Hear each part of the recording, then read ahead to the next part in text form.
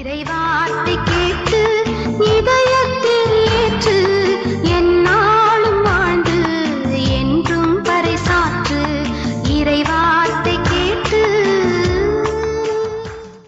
முதல் வாசகம். இஸ்ரவேலின் அரசராக அவர்கள் தாவீதை திருப்பொழிவு செய்தனர். சாமுவேல் 2ஆம் நூலிலிருந்து வாசகம். அதிகாரம் 5. இறை திருவசனங்கள் 1 முதல் 3 வரை.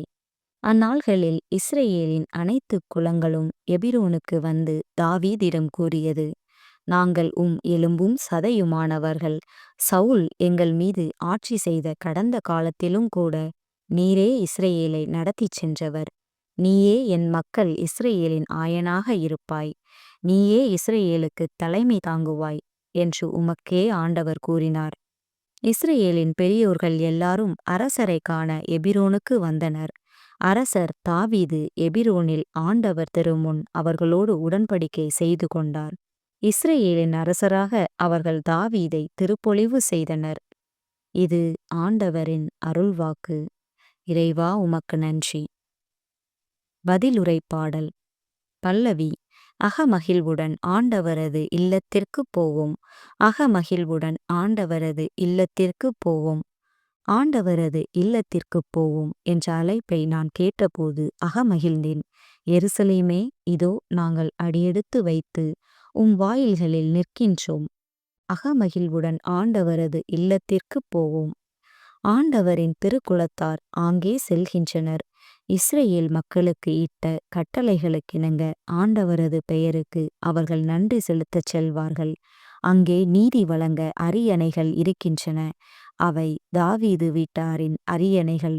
அகமகிழ்வுடன் ஆண்டவரது இல்லத்திற்கு போவோம். 2ஆம் வாசகம்.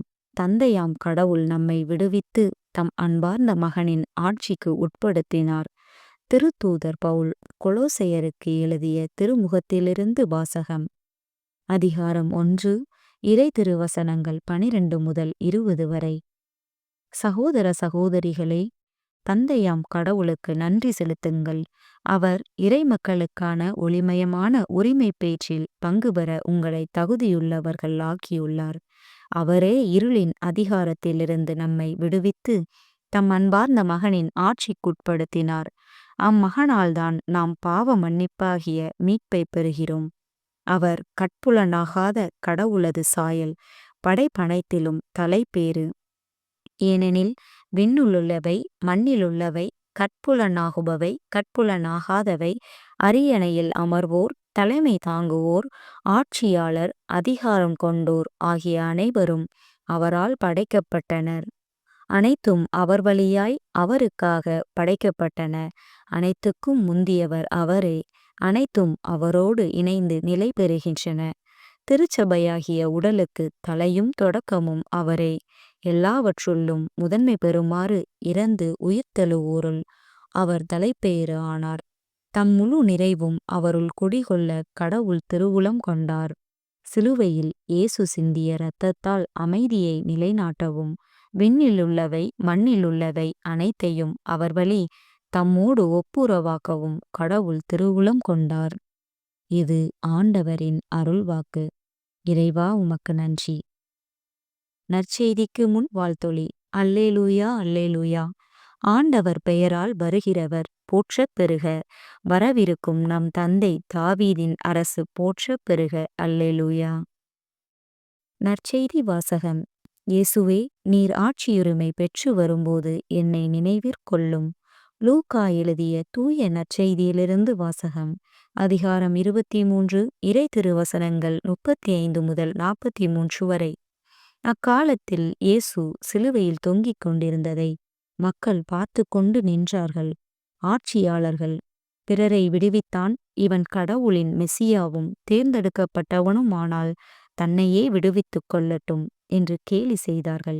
படைவீரர் அவரிடம் வந்து புளித்த திராட்சை ரசத்தை கொடுத்து, நீ யூதர்களின் அரசனானால் உன்னை காப்பாற்றிக்கொள் என்று எள்ளி நகையாடினர். இவன் யூதரின் அரசன் என்று அவரது சிலுவையின் மேல் எழுதி வைக்கப்பட்டிருந்தது.